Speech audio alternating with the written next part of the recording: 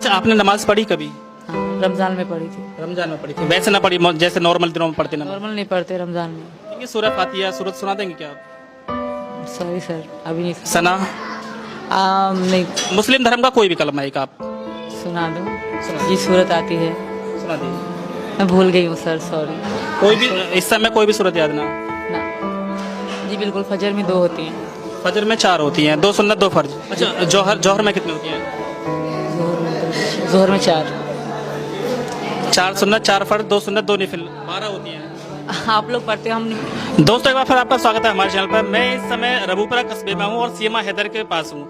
आपने इनकी प्रेम कहानी के बारे में खूब सुना होगा, लेकिन आज जो हम चर्चा करने वाले हैं वो शायद आपने अब से पहले वो बातें ना सुनी हो, जो अनसुनी बातें हैं आज हम उन्हें करने वाले हैं और हम कोशिश करेंगे कि सभी सवालों का जवाब हमें सीमा हैदर के द्वारा मिल जाए। आपको पता ही होगा कि पबजी के द्वारा गेम खेलने के कारण ही ये प्रेम कहानी पाकिस्तान से चलकर हिंदुस्तान आ चुकी है। आज पूरा हिंदुस्तान इनकी प्रेम कहानी के बारे में जानता है और मैं समझता हूँ कि शायद पाकिस्तान में भी इस बात के चर्चे जरूर होंगे। बहुत बहुत स्वागत है आपका हमारे चैनल में। Thank you. अच्छा, सभी को पता है कि आपने पबजी के थ्रू आप लोगों में प्रेम हुआ, बातचीत हुई है ना, वो सभी लोग चला रहे हैं, लेकिन हम थोड़ा सा जानना चाह रहे हैं कि पबजी आपने किस सन में खेली थी, कब से आप बात कर रही थी? 2020 से सर।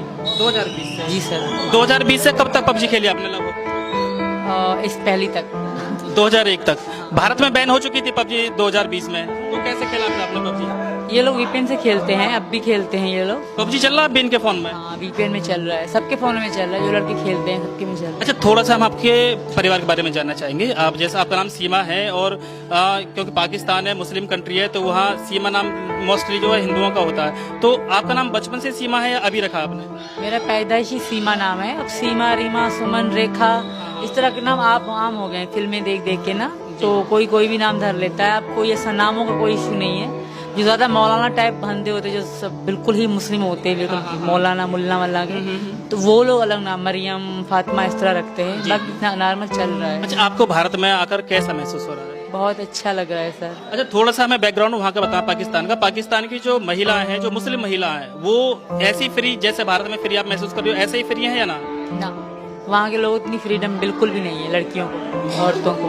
हाँ, जो सिटी में रहते हैं, शहर में, पंजाबी हैं या इस तरह की हैं, उनको है। बाकी जो हम सिंध के हैं तो हमें ज्यादा नहीं है फ्रीडम। अच्छा, यहाँ हिंदुस्तान में एक चर्चा है कि जो वहाँ पाकिस्तान में हिंदू महिला है उनका शोषण वहाँ मुस्लिम युवकों के द्वारा होता, क्या ऐसा सच है? आपने कभी सुना है ऐसा वहाँ पर? पहली बात तो हिंदू बहुत कम देखे हैं मैंने, और त्यौहार तो हिंदुओं के बिल्कुल नहीं देखे थे।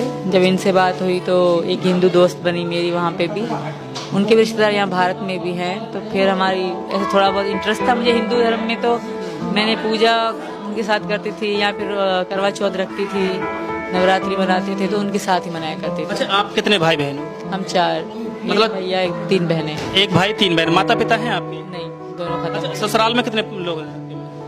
मैं बस मेरे अपने पति को ही जानती थी। एक ससुर है और उसका 2 पत्नियां हैं। एक पत्नी में से एक बेटी है, दूसरी में से एक लड़का है। अच्छा, आपने नमाज पढ़ी कभी?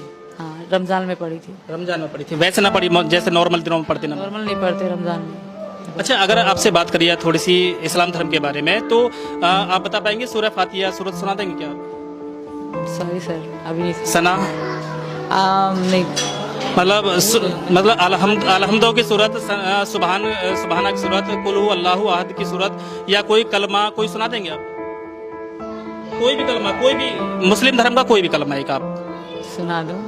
ये सूरत आती है, सुना दीजिए। मैं भूल गई हूँ सर, सॉरी। कोई भी इस समय कोई भी सूरत याद ना?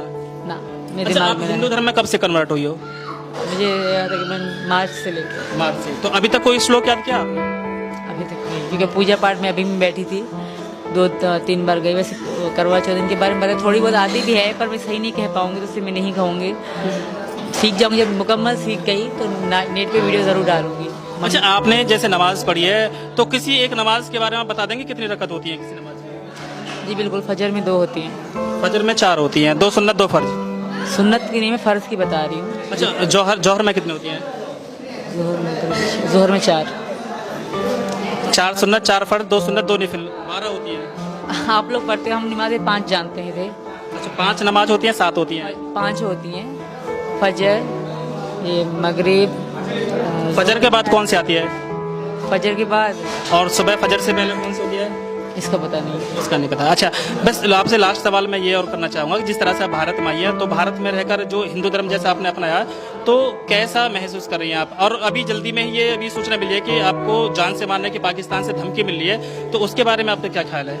सच है, बिल्कुल सच है। ये बहुत धमकियाँ मिल रही हैं, सिर्फ मुझे नहीं, वहाँ के हिंदुओं को भी कह रहे हैं कि हम बहुत नुकसान पहुँचाएंगे।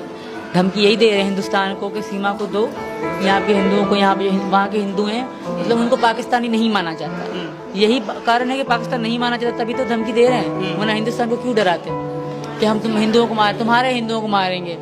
मतलब वहाँ के हिंदू वहाँ के नहीं है, यहाँ के हैं, इस तरह माना जा रहा है। जाहिर सी बात है, यही माना जा रहा है ना। तो अच्छा, थोड़ा सा बस ये और बताया, मैं कल यूपी के पूर्व डीजीपी का बयान आया था कि भाई जिस तरह से आप पाकिस्तान से नेपाल होकर भारत में एंट्री कर चुके हो, तो इस तरह से तो और भी लोग वहाँ पर यहाँ से एंट्री कर सकते, तो हमारे जो देश की सुरक्षा को खतरा भी हो सकता है। इस तरह से आपको कोई मशक्कत करनी पड़ी, कोई मेहनत करनी पड़ी थी आने के लिए? ना, मेहनत तो थोड़ी करनी पड़ी, क्योंकि ये मेरे सपोर्ट साथ थे, बगैर किसी के साथ के कोई भी नहीं आ सकता।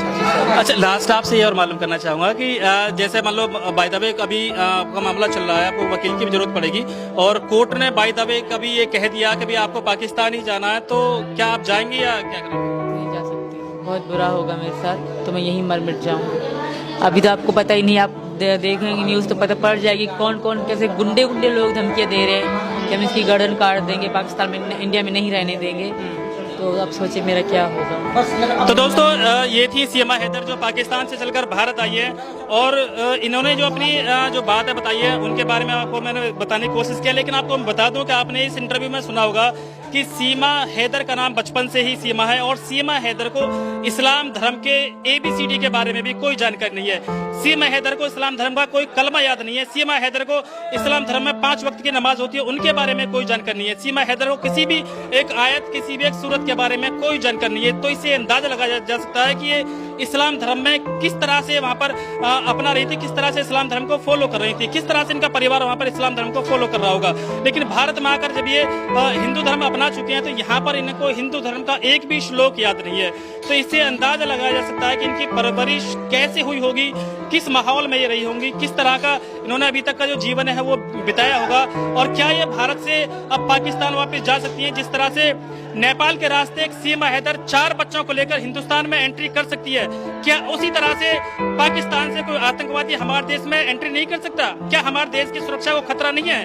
क्योंकि अगर आसानी से कोई महिला 4 बच्चों को लेकर अगर भारत में एंट्री कर सके, तो ऐसे बहुत सारे लोग हो सकता है कि अभी आ चुके हों भारत में, या आने वाले हों, या इनका ये तरीका देखकर और भी लोग आ जाएं। तो मैं सरकार से भी अपील करना चाहूंगा कि भारत की जो सीमा है उन्हें सुरक्षित बनाएं, उनकी पहरेदारी करें और उन पर कड़ी निगरानी रखें, ताकि कोई भी अप्रिय घटना हमारे देश में ना घट सके। तो चलिए दोस्तों, एक बार फिर सीमा हैदर से हम दोबारा मिलने की कोशिश करेंगे।